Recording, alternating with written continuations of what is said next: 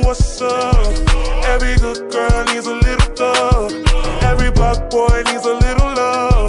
If he put it down, I'ma pick it up, up, up. Hit him up. In the truck, got it tucked. He get it up.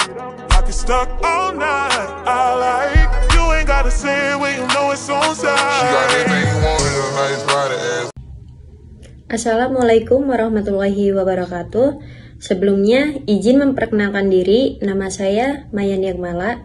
Di sini saya akan memaparkan materi tentang teori ekonomi dengan dosen pengampu Muhammad Teguh Setiadi, SEMM, CTMP, CMC, CPGAM, CPLM, CIB.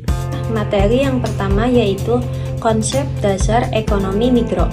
Ekonomi mikro memprediksi tindakan manusia, perencanaan bisnis, kebijakan sumber daya manusia, penentuan harga, kebijakan pemasaran, dan kebijakan kesejahteraan masyarakat.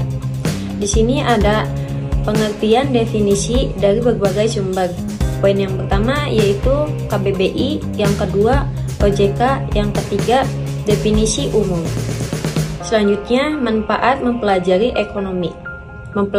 Memprediksi tindakan manusia, perencanaan bisnis, kebijakan sumber daya manusia, penentuan harga, kebijakan pemasaran, dan kebijakan kesejahteraan masyarakat.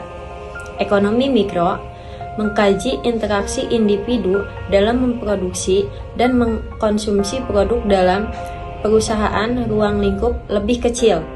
Dari kesimpulannya yaitu bab ini menjelaskan konsep dasar ekonomi mikro, termasuk definisi, pernyataan alat analisis, dan perbedaan antara ekonomi mikro dan ekonomi makro. Pemahaman ini, pembaca akan lebih siap untuk menghadapi masalah pokok ekonomi dalam kehidupan sehari-hari. Baiklah, materi yang kedua yaitu elastisitas permintaan dan penawaran. Pengertian elastisitas. Elastisitas adalah ukuran persentase perubahan pada satu variabel yang disebabkan oleh perubahan 1% pada variabel lain.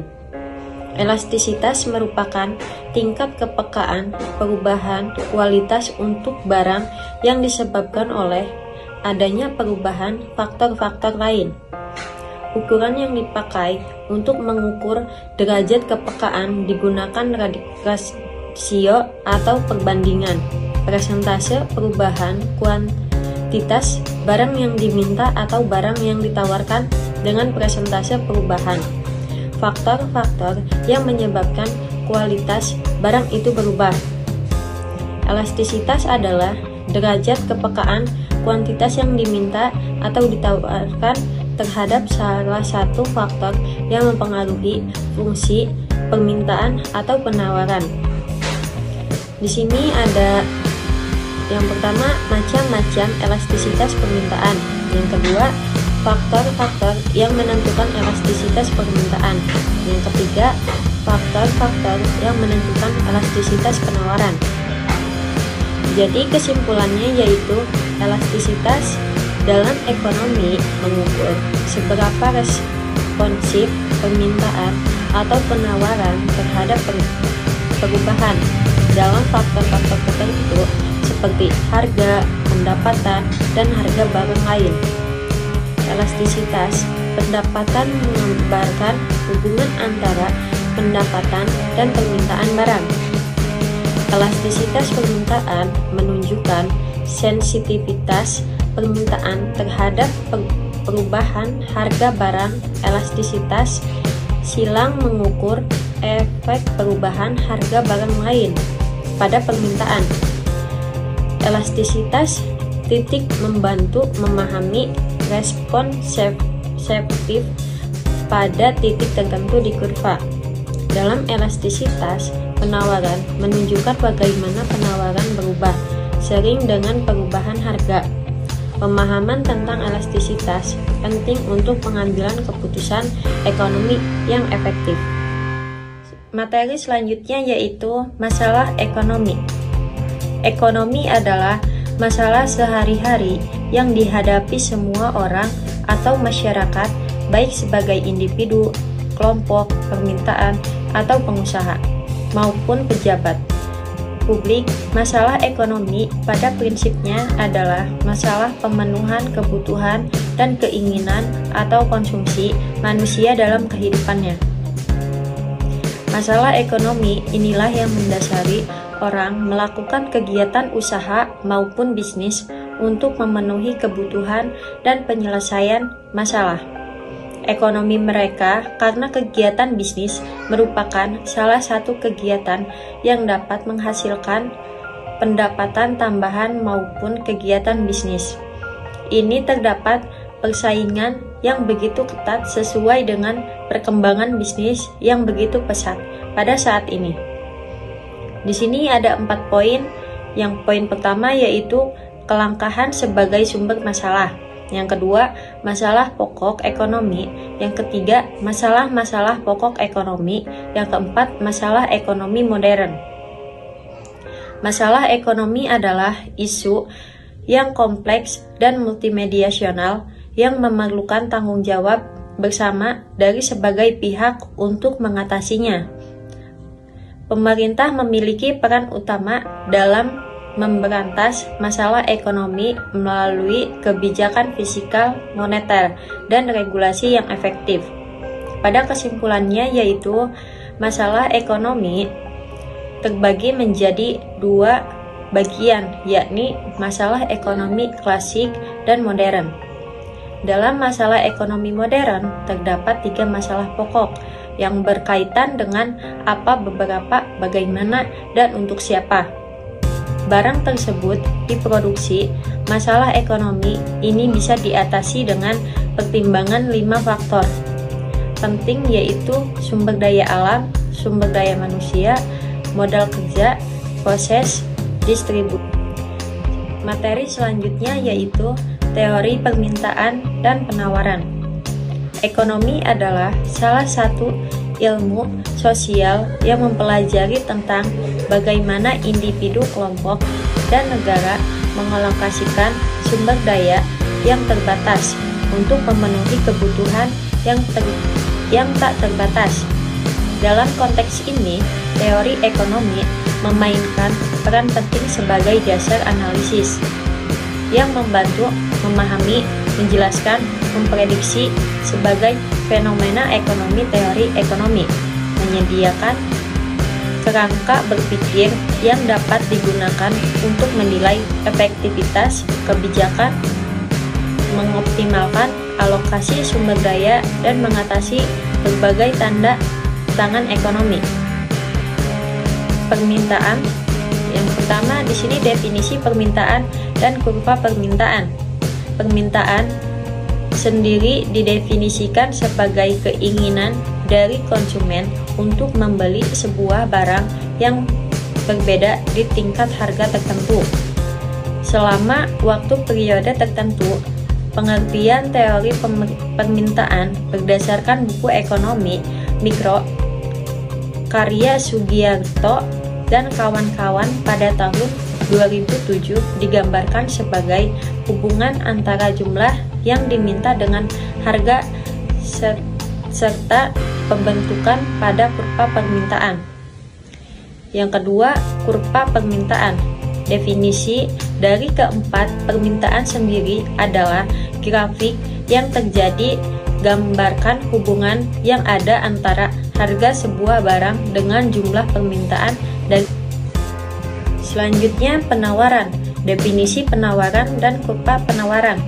Penawaran dapat diartikan sebagai banyaknya barang atau jasa yang tersedia dan dapat ditawarkan oleh produsen pada konsumen pada setiap tingkat harga selama periode waktu tertentu. Jadi bisa dikatakan pelaku penawaran ini merupakan pihak produsen atau penjual. Yang kedua, kurva penawaran.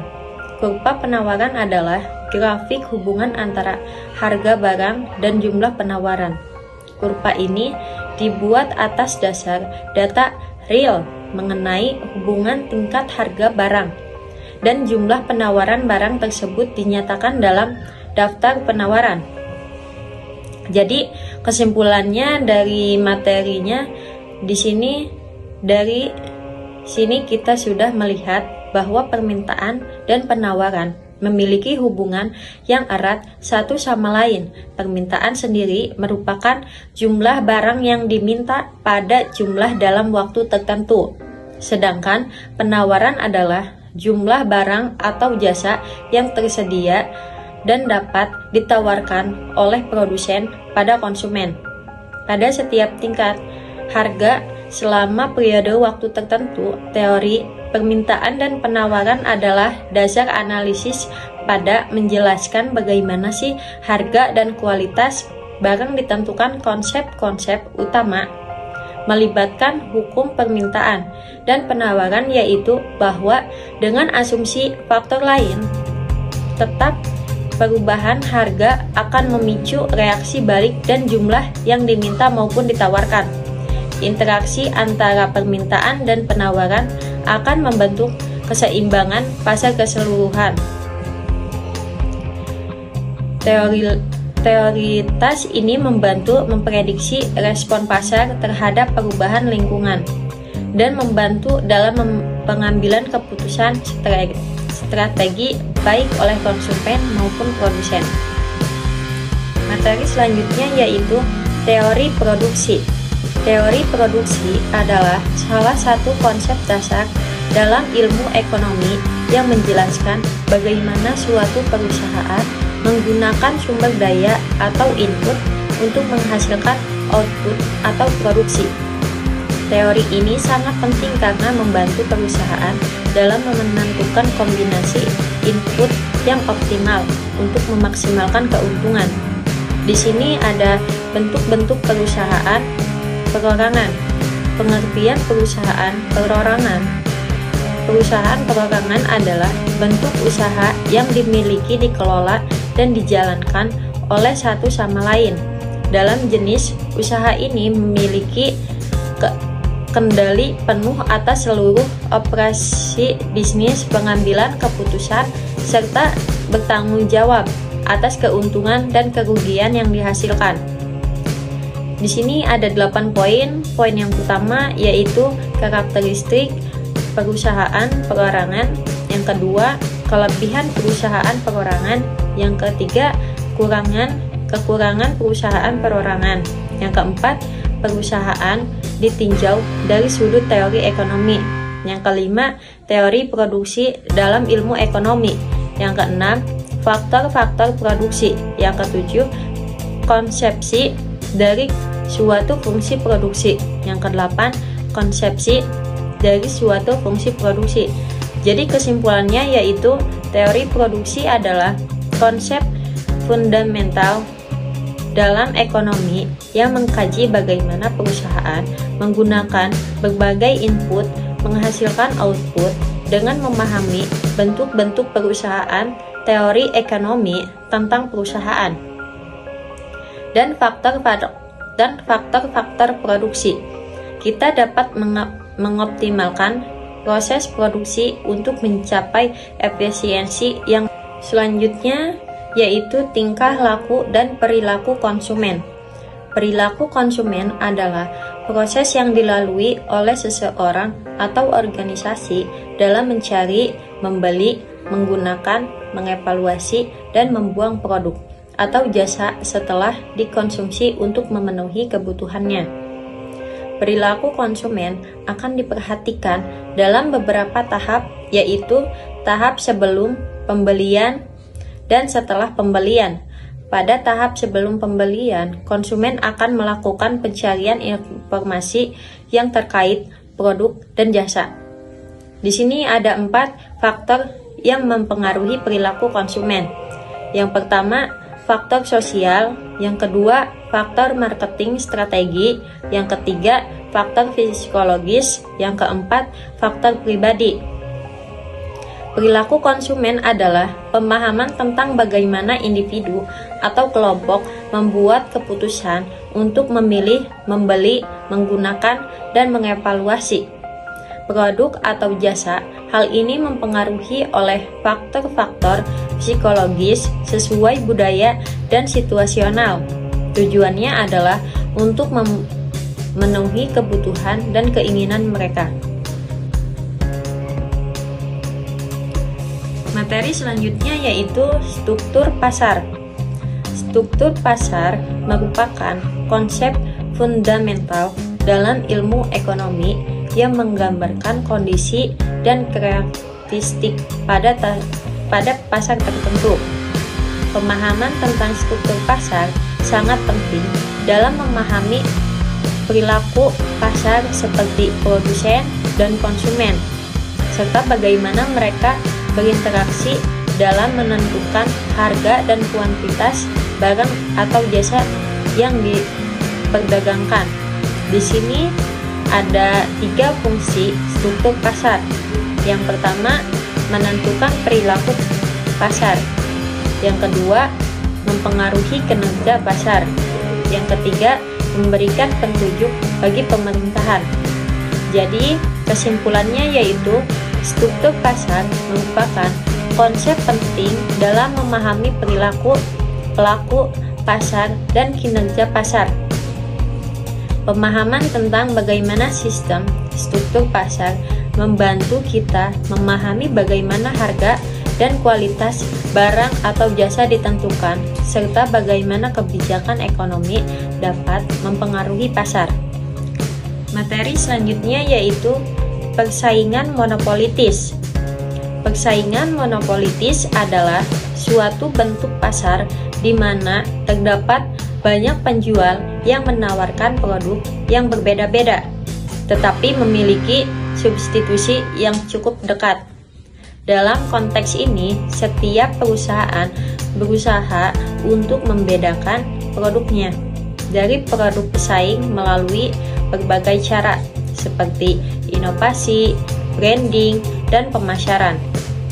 Meskipun perusahaan-perusahaan ini tidak memiliki kekuatan pasar yang absolut, mereka tetap dapat mempengaruhi harga produk mereka melalui strategi diferensiasi. Hal ini menciptakan situasi di mana konsumen memiliki banyak pilihan, tetapi juga membuat perusahaan harus terus berinovasi untuk mempertahankan bangsa pasar mereka. Di sini ada 4 ciri-ciri persaingan monopolis. Yang pertama yaitu banyak penjual di pasar. Yang kedua, produk mirip tetapi berbeda. Yang ketiga, kekuatan pasar untuk mempengaruhi harga. Yang keempat, mobilitas sumber daya yang mudah. Fungsi persaingan monopolitis.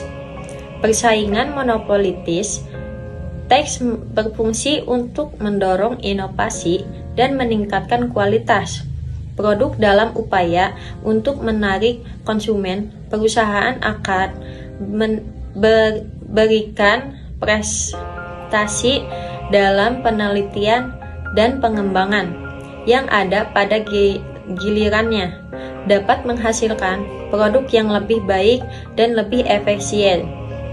Persaingan ini juga memberikan pilihan kepada konsumen yang dapat memilih produk yang paling sesuai dengan kebutuhan dan preferensi mereka. Sistem persaingan monopolitis. Dalam sistem ini, harga ditentukan oleh interaksi antara penawaran dan permintaan perusahaan. Perusahaan akan berusaha memaksimalkan keuntungan dengan menetapkan harga yang lebih tinggi dari biaya marginal. Namun mereka harus berhati-hati agar tidak menetapkan harga tertentu tinggi karena hal ini dapat mendorong konsumen untuk beralih ke produk pesaing. Jadi kesimpulannya yaitu persaingan monopolitis adalah bentuk pasar di mana terdapat banyak penjual yang menawarkan produk berbeda, namun pesaing satu sama lain. Karakteristik ini mendorong inovasi dan memberikan banyak pilihan untuk konsumen, meskipun seringkali menyebabkan harga yang lebih tinggi dibandingkan dengan pasar yang sepenuhnya Materi selanjutnya yaitu pasar bebas dan kebijakan pemerintah. Pasar bebas adalah suatu sistem ekonomi di mana seluruh kegiatan ekonomi, mulai dari produksi, distribusi, hingga konsumsi, diserahkan sepenuhnya kepada mekanisme pasar tanpa campur tangan pemerintah atau pihak lain. Dalam konteks perdagangan luar negeri, pasar bebas juga mencerminkan kegiatan perdagangan antar negara yang berlangsung tanpa hambatan. Ini di mana masyarakat memiliki kebebasan untuk melakukan interaksi lintas negara tanpa intervensi atau kebijakan pembatasan dari pemerintah masing-masing. Di sini ada 3 cara mengatasinya. Yang pertama, meningkatkan infrastruktur. Yang kedua, meningkatkan sektor UKM. Yang ketiga, meningkatkan sumber daya manusia atau SD. Kebijakan fiskal dan moneter. Definisi kebijakan fiskal. Kebijakan fiskal dapat didefinisikan sebagai kebijakan ekonomi yang dilakukan pemerintah melalui pengaturan pemerintah dan pengeluaran negara. Kebijakan ini melibatkan manipulasi anggaran pemerintah baik dari sisi pendapatan atau terutama pajak maupun belanja negara untuk mencapai tujuan-tujuan ekonomi tertentu secara lebih efektif. Kebijakan fiskal merupakan langkah-langkah yang diambil pemerintah untuk mempengaruhi agregat ekonomi melalui perubahan dalam pengeluaran pemerintah dan sistem perpajakan.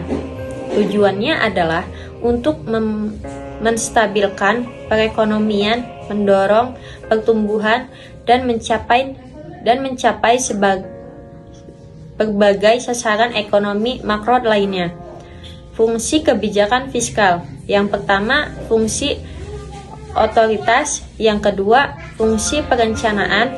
Yang ketiga, fungsi pengawasan. Yang keempat, fungsi alokasi. Yang kelima, fungsi stabilisasi. Yang keenam, fungsi distribusi. Definisi kebijakan moneter. Kebijakan moneter adalah tindakan yang diambil oleh bank sentral untuk mengontrol jumlah uang yang beredar dan suku bunga dalam perekonomian. Tujuannya adalah mencapai stabilitas ekonomi, termasuk menjaga inflasi, mengatur tindakan pengangguran, dan memastikan seimbangan neraca pembayaran. Kebijakan ini dapat dilakukan melalui berbagai instrumen seperti operasi pasar terbuka, penetapan suku bunga, dan pengaturan cadangan wajib bank. Dengan demikian, kebijakan moneter berperan penting dalam mempengaruhi aktivitas ekonomi dan stabilitas keuangan suatu negara.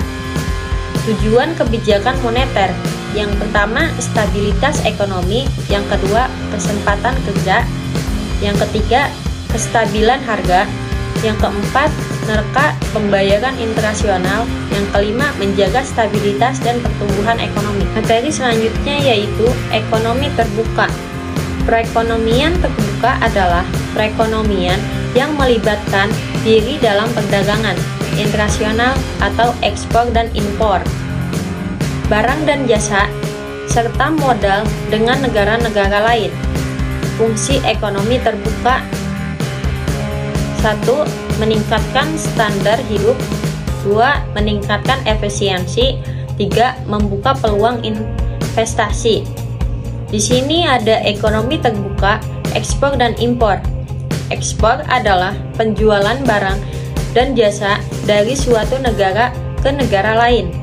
Ekspor membantu meningkatkan pendapatan nasional dan menciptakan lapangan kerja di negara eksportir.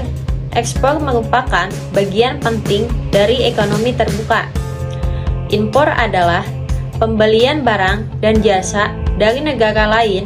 Impor memberikan akses kepada konsumen terhadap produk yang tidak tersedia di dalam negeri, meningkatkan pilihan dan kualitas. Impor juga dapat menjadi sumber bahan baku dan teknologi.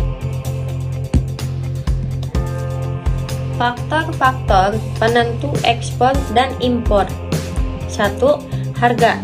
Harga relatif barang dan jasa di berbagai negara merupakan faktor utama yang mempengaruhi ekspor dan impor. Ketika harga barang lebih rendah di harga lain, impor dari harga tersebut cenderung meningkat.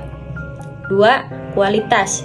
Kualitas barang dan jasa yang ditawarkan di negara lain dapat memang mempengaruhi pemerintah. Ekspor dan impor barang dan jasa berkualitas tinggi cenderung lebih diminta di pasar internasional.